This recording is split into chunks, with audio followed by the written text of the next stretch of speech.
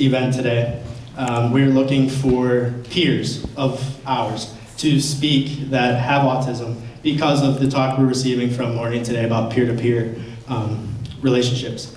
And so I was put in contact with a family, and specifically with this young girl's mother, Holly Mead. And so I sent her a couple emails, and I found out that, now I want to see hands because I know there's a bunch of people in here. How many hands are from Knock High School in this room today? Yeah. So I'm one of those, and our next speaker is also from my hometown. So it was a nice surprise for me to see that my hometown's being represented today in Mackenzie, Mead.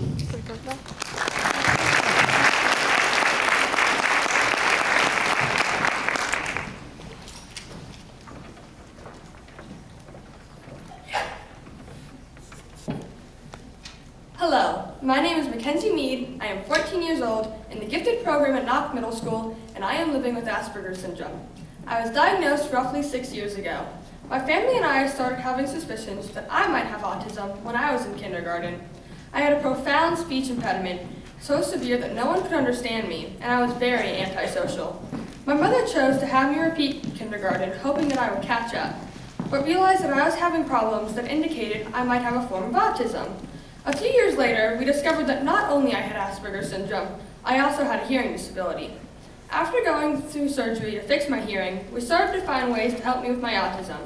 Living with Asperger's isn't necessarily the easiest thing for a recently diagnosed third grader to do. My mom actually had to introduce me to my best friend, but I'm really glad she did. Without her, I would still be the antisocial kid. After finally having a best friend, my life was great. Then I had to move 8 hours away. Moving is hard enough for a little kid alone, not to mention a kid living with autism. One of my biggest problems with Asperger's is that I can't stand change. For example, if I'm doing math problems and I accidentally make one of my 2's curvier than the others, I have to go back and make them all the same. This is something that I really have to work on because not only does it take a lot of time, it also turns my attention to something other than what I'm supposed to be doing. If something as small as one number can upset me, imagine what moving did. I moved in the summer of 2011. I was just beginning 5th grade at the time. I was a really weird 5th grader, not gonna lie. Most of that weirdness had to do with my Asperger's. I didn't have any friends for the first month of the year, which meant I spent a lot of time with my little sister. I made her sit with me on the bus every day, to and from school. My sister isn't the same age as me, and we weren't even in the same building. Without her during the school day, I was really lonely. I sat by myself at recess and lunch. My loneliness got to such a severe point that I started begging my mom to homeschool me. My mom made a deal with me. If I stayed in school for one more month and I still wanted to be homeschooled, she would take me out of school and start cyberschooling me. That's when things really turned around for me. My mom contacted my teacher and told her my story. The next day I stayed home from school because it was a Monday and I didn't want to go, like always. While I wasn't there, my teacher talked to my classmates.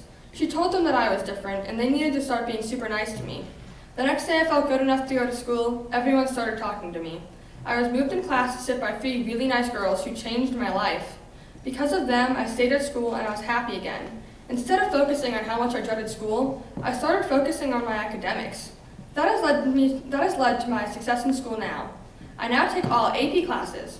Because I stayed in school, I was there to try out for the musical. I found a big interest in music and performing. I also discovered that performing helps me with my autism. Showing how I feel by singing and entertaining people encourages me to keep moving forward.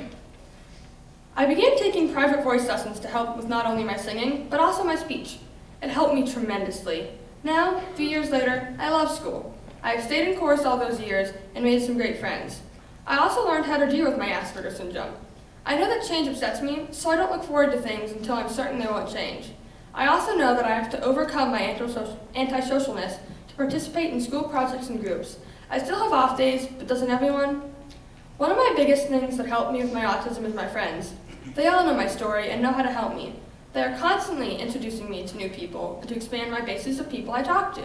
Because of this, I can now work in groups and not freak out and get upset because I don't know anyone. My love of performing in music has also changed my life for the better. I have been in musicals at several local theaters. I sing at church and I have competed in many pageants. Last year I was crowned Teen Miss Riverfest. I am now competing for the teen pageant system of Miss America, and understanding Asperger's syndrome is my platform. Though I haven't won a crown in that system yet, I've done exceptionally well and always get great feedback on my interview skills.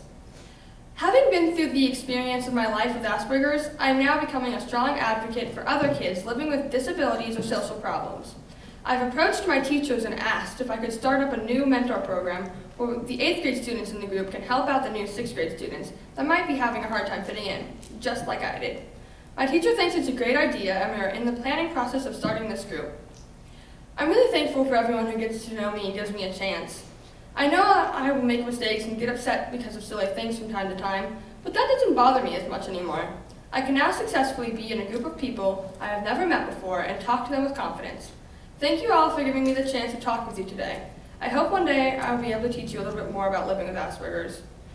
Mackenzie Mead, public speaker. What a great thing to become of the girl who no one could understand.